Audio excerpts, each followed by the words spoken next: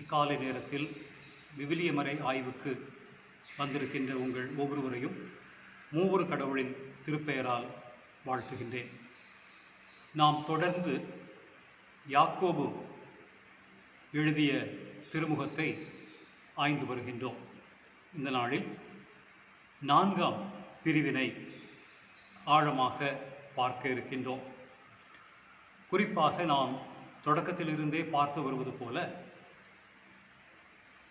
அன்று அறிய பெற்றிருந்த உலகத்தின் சிதறடிக்க பெற்றிருந்த யூத கிறிஸ்தவருக்கு இத்திருமுகம் எழுத பெற்றது என்பது பொதுவான நம்பிக்கை. அன்று எழுதப்பெற்ற ஒரு கருத்து சூழலோடு வரைய பெற்றிருந்த இந்த திருமுகம் இன்றைக்கும் இறை திருமொழியாக, இறை சொல்லாக நம்மோடு தொடர்ந்து பேசிக்கொண்டிருப்பது நமக்கு மிகுந்த அறிவுறுத்தலாக, நெறி காட்டுதலாக இருப்பதை பார்த்து நாம் மகிழ்ச்சி அடைகின்றோம், வியப்புறுகின்றோம். ஆண்டவர் தொடர்ந்து நம்மோடு பேசுகின்றவர் என்பதை உணர்ந்து கொள்கின்றோம்.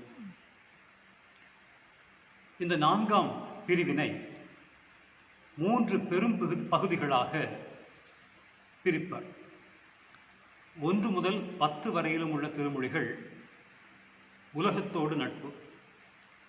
11, 12 ஆகிய திருமொழிகள் பிறரிடம் குற்றம் காண்பதற்கான எச்சரிக்கை.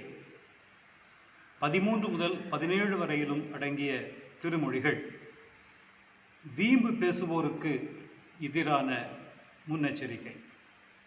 இவ்வாறாக இந்த 4ஆம் பிரிவினை முப்பெரும் பிரிவுகளாக பிரிக்கும் பொழுது அதை உட்பிரிவுகளாக இன்னும் பிரிக்கும் நேரத்தில் சமுதாயத்திலே திகழ்ந்த பற்றுறுதியின்மையை குறித்து முதல் 6 திருமொழிகள் கூறுவதாக பார்க்கலாம்.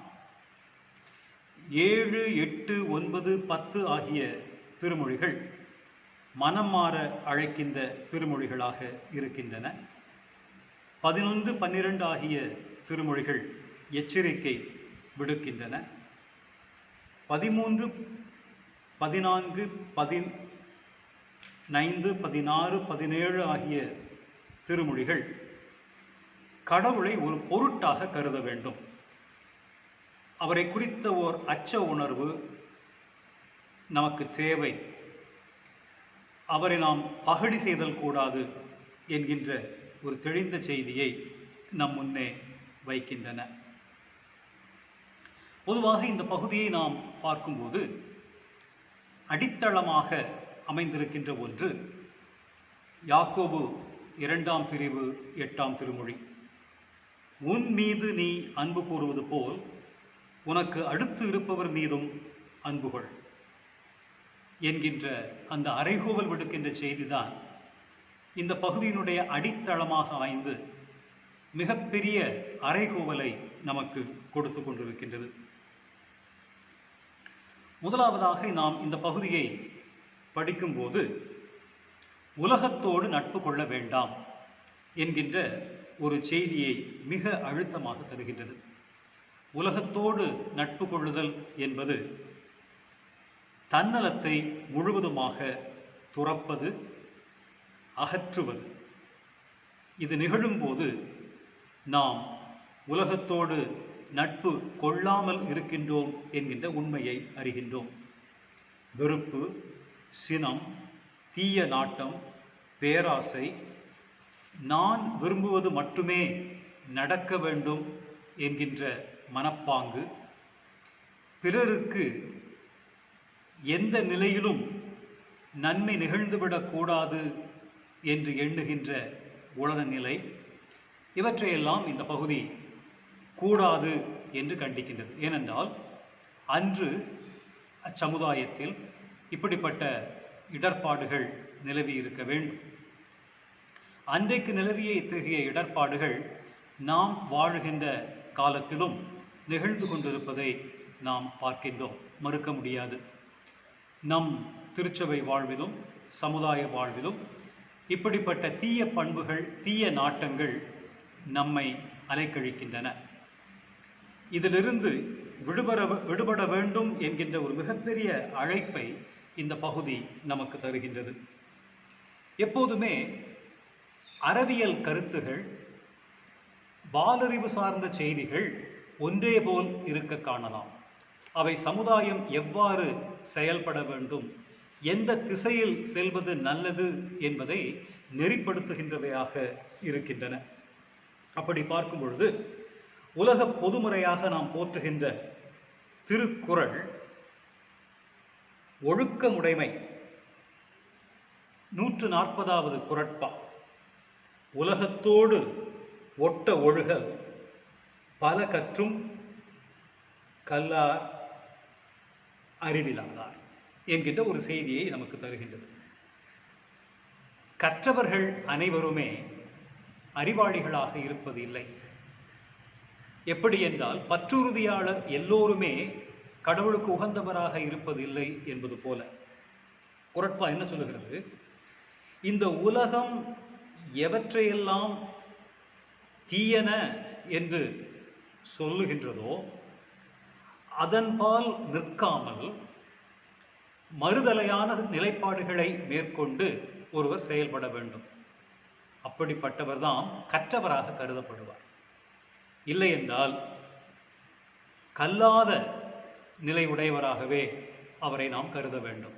இப்படிப்பட்ட ஒரு பொருள்கோள் முறையை இந்த குறட்பாவுக்கு நாம் ஏன் கொடுக்க நேரிடுகிறது என்றால், இந்த குறட்பா அமைந்திருக்கின்ற இடம் ஒழுக்கமுடைமை என்கின்ற தலைப்பின் கீழ்.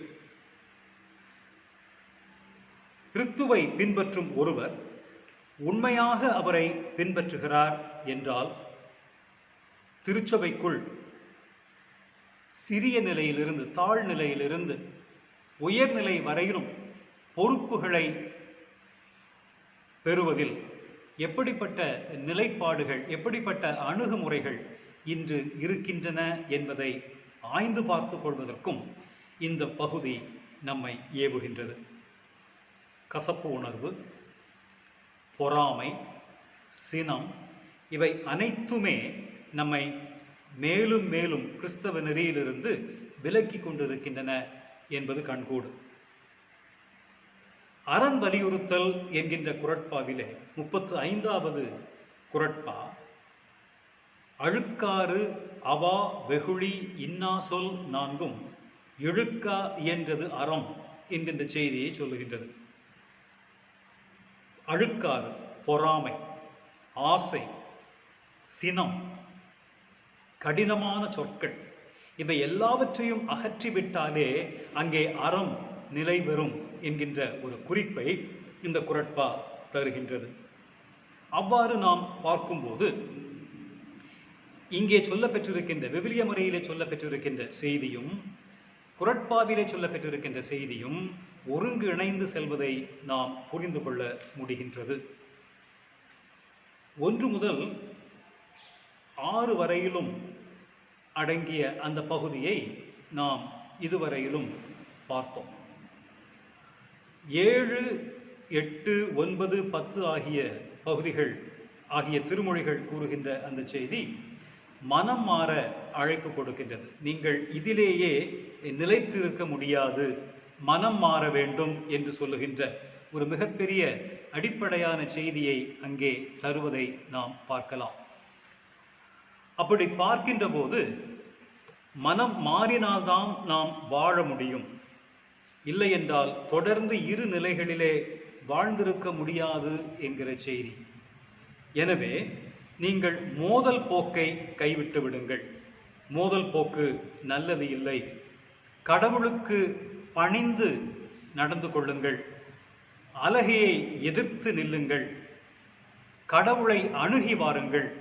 அவர் உங்களை அணுகி வருவார். இரட்டை வேடம் அல்லது இரட்டை மனம் உங்களுக்கு இருக்கக்கூடாது. சீரிய பார்வை உங்களுக்கு இருக்க வேண்டும் என்று சொல்லுகின்ற அறிவுறுத்தல். தீய பண்புகளிலிருந்து விலகி அலகையின் ஆளுகையிலிருந்து விடுபட்டு கடவுளை அணுகி வந்து பிறர் நலன் நோக்கி தன் நலம் போக்கி வாழ்கின்ற போது அவர் கடவுளின் வழியில் நிற்கின்றவராக ஆகின்றார் என்கிற செய்தியை நாம் பார்க்கின்றோம். 11, 12 ஆகிய திருமொழிகளை நாம் பார்க்கும் பொழுது பிறரிடம் குற்றம் காண்பது மிக பெரும் தவறு என்கின்ற எச்சரிக்கையை இந்த இரு திருமொழிகளும் நமக்கு தருகின்றன. இந்த பகுதியை புரிந்து கொள்வதற்கும் நாம் மீண்டும் யாக்கோபு 2:8 நினைவில் வைத்துக் கொள்ள வேண்டும். உன் மீது நீ அன்பு செய்வது போல் உனக்கு அடுத்திருப்பவர் மீதும் அன்பு செய்க. ஏனென்றால் இங்கேதான் திருச்சட்டம் முழுமை பெறுகின்றது, அல்லது திருச்சட்டத்தினுடைய முழு சாரமும் இங்கேதான் இருக்கின்றது என்பது இப்பகுதி மீண்டும் மீண்டும் அறிவுறுத்துகின்ற மிகப்பெரிய உண்மை. அப்போது பிறரிடம் குற்றம் காண மாட்டோம். புறங்கூறாமை 170வது குறட்பாவில் நாம் பார்க்கும்போது, ஏதிலார் குற்றம் போல் தம் குற்றம் காண்கில் பின் தீதுண்டோ மன்னும் உயிர்க்கு. இந்த நிலைபேருடைய இந்த உயிர் பிறர் மீது அல்லது பிறர் செய்கின்ற தவறுகளை பார்ப்பதற்கு போல தாம் செய்த குற்றங்களை முதலாவது பார்க்குமானால் அதனால் எவ்வளவு பெரிய நன்மை நிகழும். எனவே பிறர் குற்றத்தை போல் தம் குற்றத்தை மனதில் கொண்டால் உலகில் தீமை என்பதற்கே இடமில்லை என்கின்ற அந்த செய்தியை மிக அழுத்தமாக தருகின்றது. இதை ஒத்த மற்றொரு குறட்பாவும் உண்டு. அது குற்றங்கடிதல் 436வது குறட்பா. தன் குற்றம் நீக்கி பிறர் குற்றம் காண்கிற் பின் என் குற்றம் ஆளும் இறைக்கு என்கின்ற ஒரு செய்தி. அந்த பகுதி, அந்த குறட்பா சொல்லுகின்ற செய்தி, முதலில் தன்னிடம் இருக்கின்ற குற்றத்தை நீக்கிவிட்டு பின்னர் பிறருடைய குற்றங்களை ஆராயும் அரசருக்கு என்ன குற்றம் வந்து சேரும்? ஒரு குற்றமும் வந்து சேராது என்பதுதான் செய்தி. ஆக திருச்சட்டத்தை கொடுத்தவரும் திருச்சட்டத்தை நிலைப்படுத்துகிறவரும் திருச்சட்டத்தின் அடிப்படையில் செயல்படுபவர் இவர், செயல்படாதவர் இவர் என்று நடுத்தீர்ப்பு செய்பவரும் கடவுளே.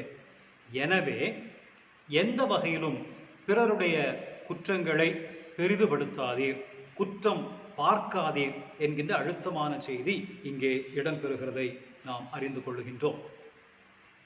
13 முதல் 17 வரையிலும் உள்ள பகுதியில் நாம் பார்க்கும் பொழுது வீம்பு பேச வேண்டாம் என்பதற்கு உரிய எச்சரிக்கை, முன்னெச்சரிக்கை தரப்படுகின்றது. நான் என்னும் ஆணவத்தால் நாளெல்லாம் வாழ்ந்திருந்த ஒரு நிலையை நாம் மாற்றி பிறர் நலன் ஒன்றை மட்டுமே நாம் கருத்தில் கொண்டு வாழ வேண்டும் என்கின்ற ஒரு செய்தியை மிக தெளிவாக இப்பகுதி எடுத்துரைக்கின்றது. பெருமை, இருமாப்பு, பெருமிதம், கடினமான சொற்களை பயன்படுத்துதல், இவை எல்லாமே இணக்கமான, இதமான, ஒரு திசையை நோக்கிய பயணத்துக்கு தடையாக இருப்பவை.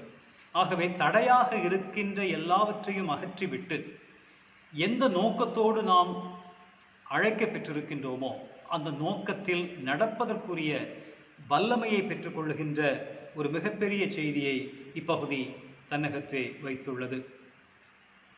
வாழ்க்கையை பற்றி இப்பகுதி பேசுகின்ற பொழுது அது ஒரு புகையை போன்றது, எளிதில் மறைந்துவிடக்கூடியது.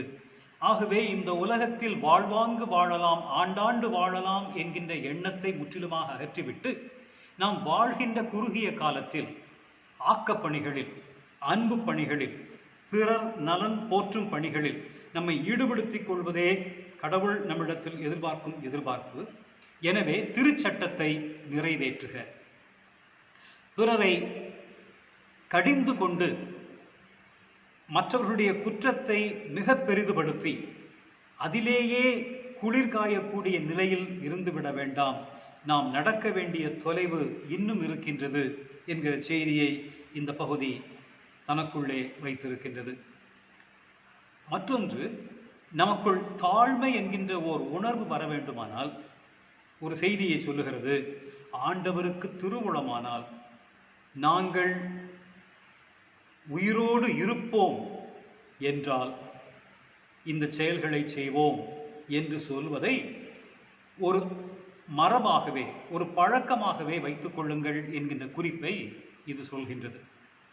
இது என்னால் எல்லாம் முடியும், நான் இதை சாதிப்பேன் என்று சொல்லுகிற மனநிலையை என்னிடமிருந்து அகற்றி, ஆண்டவரே எனக்குள் இருந்து செயல்படுகிறார் என்கின்ற பணிவை, தாழ்மையை இப்பகுதி நமக்கு எடுத்து சொல்கிறது.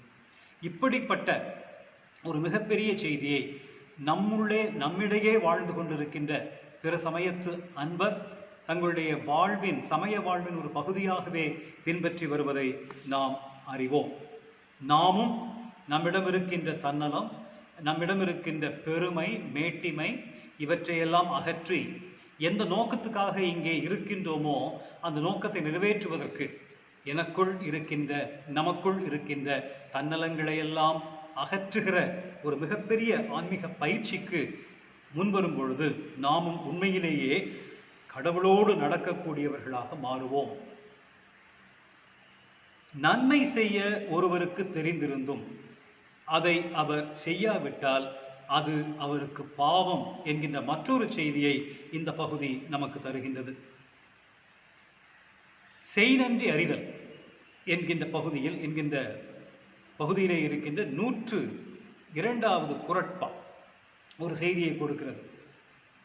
காலத்தார் செய்த நன்றி சிறிதெனினும் ஞானத்தின் மானப் பெரிது. ஒருவர் ஒரு தேவையில் இருக்கிறார் என்பதை உணர்ந்து அந்த தேவையை அவர் நம்மிடத்தில் கேட்பதற்கு முன்னதாகவே அவரிடத்தில் சென்று உதவுகின்ற அந்த மனப்பான்மை மிகச்சிறியதாக இருந்தாலும், மனப்பான்மை மிகச்சிறியது அல்ல, அந்த உதவி மிகச்சிறியதாக இருந்தாலும் அது இந்த உலகத்தை விடவும் மிகப்பெரியது. ஆக செய்ய வேண்டிய நேரத்தில் செய்யக்கூடியவருக்கு வரட்டும், வந்து கேட்கட்டும், செய்யலாம் என்ற மனநிலையோடு இராமல் பிறர் நலன் நாடுவது ஒன்றை மட்டுமே கருத்தாக கொண்டிருக்கின்ற ஒரு சமுதாயம், ஒரு தனியாள் இந்த செயல்பாடுகளில் ஈடுபட வேண்டும் என்கின்ற கருத்தை நம் முன்னே இப்பகுதி வைக்கின்றது.